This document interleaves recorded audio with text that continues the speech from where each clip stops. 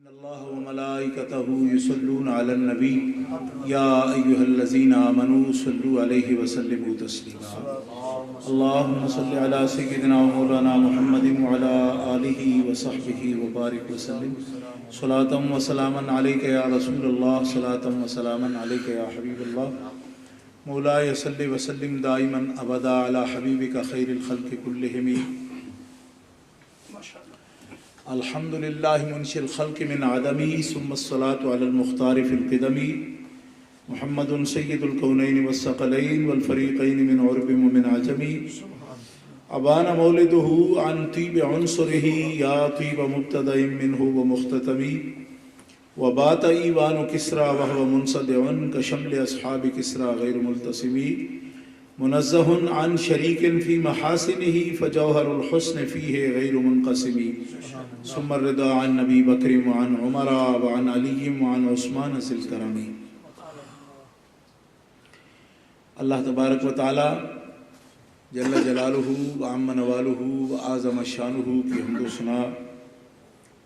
حضور قائد المرسلین سید النبیین امام الاولین والآخرین جناب محمد مصطفیٰ احمد مجتبیٰ صلی اللہ علیہ وآلہ واصحابہ وبارک وسلم کی بارگاہ اقدس میں درود و سلام کا نذرانہ پیش کرنے کے بعد محترم حاضرین اہل اسلام اہل سنت و جماعت عاشقان مصطفیٰ جناب حافظ محمد ساجد صاحب نے اپنے گھر میں محفل میلاد شریف کا اہتمام کیا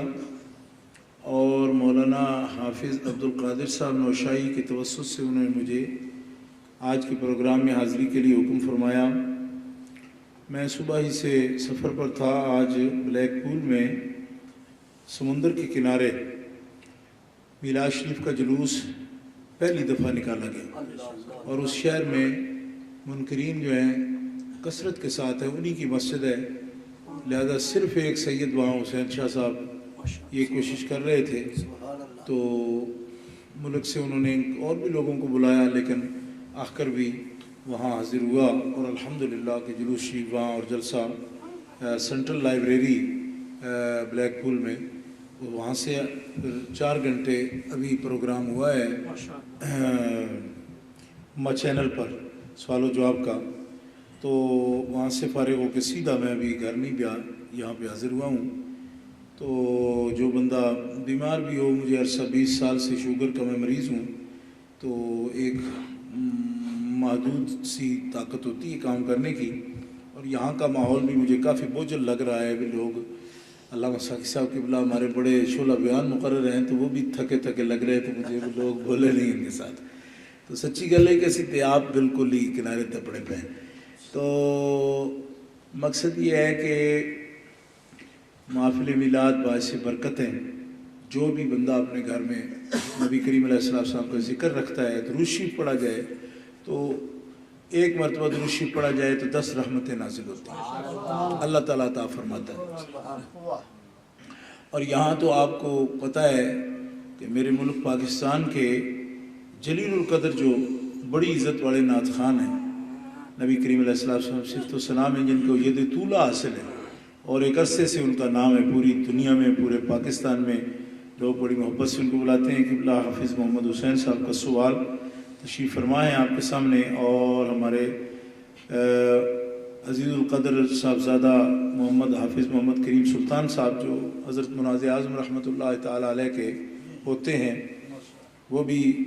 آپ کے سامنے جب میں حاضر ہوا تو نعت خوانی فرما رہے تھے۔ بڑے قابل قدر خاندان کے ساتھ ان کا تعلق ہے، شروع سے ہی بہت علمی خاندان ہے ان کا، اور بہت یعنی لوگوں نے اسی خاندان سے اہل سنت و جماعت کا طریقہ سیکھا ہے بڑے زمانے میں۔ حضرت مولانا غلام دستگیر صاحب قصوری رحمۃ اللہ علیہ کی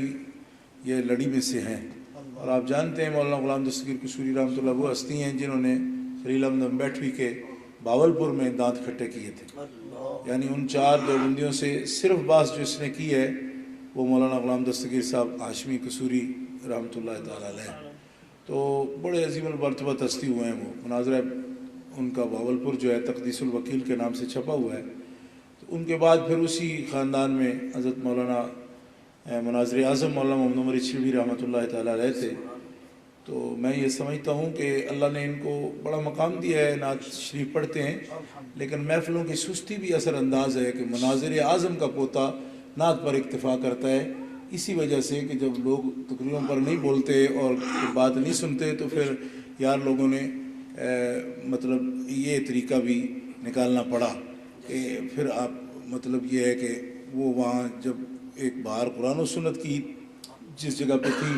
وہاں وہ اس مرحلے پر پہنچے ہیں، اور ایسا ہی ہوتا ہے، مگر کچھ لوگوں کو مرنا ہوتا ہے تو وہ مریں گے وہ اسی پر، کیونکہ مشن کا مطلب یہ ہے کہ کوئی سنے نہ سنے ان کو تو سنا نہیں سکتا، ٹھیک ہے جی، یہ اس کا مطلب ہے مشن، کوئی کسی کی طبیعت کیسی بھی ہوگی تو وہ کریں گے کام انشاءاللہ۔ میں نے آپ کے سامنے وہ آیت کریمہ تلاوت کی ہے جس میں اللہ رب العزت جل وعلا نے سب لوگوں کے کافروں کے جو اعتراض تھے حضور نبی کریم علیہ الصلوۃ والسلام پر اور جو خیالات تھے سب کا رد فرمایا۔ نون والقلم وما یسطرون ما انت بنعمت ربک بمجنون ان لک لاجرا غیر ممنون انک لعلی خلق عظیم۔ نبی کریم علیہ السلام کو جھٹلانے والوں نے کبھی کہا یہ شاعر ہیں، کبھی کہا کاہن ہیں، کبھی کہا مجنون ہیں، یہ سب باتیں قرآن نے بیان کی ہیں۔ اللہ تعالیٰ فرماتا ہے میرا حبیب مجنون نہیں ہے، شاعر بھی نہیں ہے۔ شاعر جس طرح کی باتیں کرتے ہیں انہوں نے کبھی اس طرح کی باتیں کی؟ شاعر تو ریب و منون کی باتیں کرتے ہیں، شک و شبہ کی بات کرتے ہیں، محبوب کے لیے بیان کر دیں گے جی ان کی تو کمر ہی نہیں ہے، جسم ہی نہیں ہے، تو ان کا کمر نہیں ہے تو پھر وہ ہزار بند کہاں باندھتے ہیں جی؟ شاعری کرنے والا نہیں ہے یہ رسول، کیوں کہ یہ یقین کی باتیں کرتا ہے، اور شاعر یقین کی بات نہیں کرتا، شاعر تو کچھ بھی فرض کر لیتا ہے، یہ شاعر نہیں ہے۔ اور پھر شاعر ہوتے تو آپ سے زیادہ کون پہچانتا ہے ان کو، کیوں کہ آپ تو ساری بحریں جانتے ہیں، سارے وزن جانتے ہیں، سارے اوزان جانتے ہیں، قافیہ ردیف جانتے ہیں، عرب آپ کو کہا ہی اس لیے جاتا ہے کہ آپ بولنا ہی تو جانتے ہیں۔ چپ رہنے والے تو مجمی لوگ ہیں نا، گونگے، عرب کا تو مطلب ہی یہ ہے جن کو بولنا آتا ہو، تو ان کے سامنے کوئی کیا کہے گا کہ شاعر ہے؟ شاعر نہیں ہے میرا رسول، جس طرح کی بات یہ کرتا ہے شاعر ہوتے ہیں اس طرح کی، تو مجنون بھی نہیں ہے، ہاں مجنون نہیں ہے۔ لیکن یہ عجب بات ہے کہ حضور کو بھی مجنون کہا انہوں نے، اور حضور کے صحابہ کو سفہا کہا، لوگوں کے نزدیک یہ معیار ہے، ٹھیک ہے جی۔ آج بھی جو بات کلمہ حق کو دہراتا رہے لوگ بڑا جنونی ہے، یہ حضور کو بھی کہا، کوئی نفع نقصان ہی نہیں دیکھتا، ہم کہتے ہیں رشتے لے لو، ہم کہتے ہیں سرداری لے لو، ہم کہتے ہیں سب کچھ لو، تو ان کو پتہ ہی کون نہیں، تو وہ ایک طرح تو جو نفع نقصان ہی نہ سمجھے تو جنونی ہوتا ہے۔ اللہ نے فرمایا مانتا بنعمت ربک بمجنون، حبیب تو جنونی نہیں ہے، تو مجنون نہیں ہے۔ ہمارے پاس جتنی طاقت تھی کسی تخلیق کو کامل بنانے کی وہ ساری خرچ کر کے قدرت ہم نے تجھے بنایا ہے، کیوں کہ تیرے بعد جب رسول کوئی بنانا نہیں تھا تو ہم نے بھی کوئی طاقت بچا کے نہیں رکھی کہ چلیے تھوڑا ہنر بچ جائے وہ کسی اور پر لگا دیں گے، جب تیرے جیسا آنا کوئی نہیں تھا ہم نے بچا کے کچھ نہیں رکھا، سب کچھ سب۔ اور تعریف اس لفظ میں علی خلق عظیم، جی یہ بڑی عجیب بات ہے، خلق عظیم کہا، رب کہہ رہا ہے نا تو وہ سچا ہے، کوئی خوشامد تو ہو نہیں سکتی جی، تو خلق عظیم کی بات ہو رہی ہے، اور پھر وہ بھی یہ نہیں کہ تم میں ہے خلق عظیم، نہ علی خلق عظیم، علی خلق عظیم، خلق عظیم پر بھی آپ کو استعلاء حاصل ہے، آپ بادشاہ ہیں خلق عظیم کے، یہ نہیں کہ آپ موصوف ہیں اس سے صرف اور خلق عظیم ہے آپ میں، نہ، اس میں آپ کو علا والا درجہ حاصل ہے، بادشاہ ہیں خلق عظیم کے۔ اور حضرت ملا جیون رحمۃ اللہ تعالی علیہ صاحب نور الانوار، آپ سے کسی نے پوچھا وہ خلق عظیم کیا ہے، تو خطبے کے اندر ہی اس کو آپ بیان فرماتے ہیں، نور الانوار شریف میں بڑی کتاب ہے، چوتھے پانچویں سال میں جو علماء پڑھتے تو ان کو پڑھائی جاتی ہے، یہ کتاب اصول فقہ کی کتاب ہے، لیکن مقدمے میں یہ ملا جیون رحمۃ اللہ علیہ اورنگزیب عالمگیر کے استاد تھے بادشاہ کے، تو ملا جیون سے پوچھا وہ خلق عظیم کیا ہے جس پر اللہ تعالیٰ فرماتا ہے کہ آپ جو ہے خلق عظیم کے مالک ہیں. آپ فرماتے ہیں اس حدیث سے ثابت ہے خلق عظیم یہ ہوتے ہیں سل من کا طاق واعف عمن ظلمک واحسن الی ما اساء الیک. جو تم سے تعلق توڑے اس سے تعلق جوڑو, جو تم پہ ظلم کرے اسے معاف کر دو, اور جو تم سے برا سلوک کرے, برائی سے پیش آئے, تم اچھائی کے ساتھ پیش آؤ. یہ ہے خلق عظیم کی تعریف.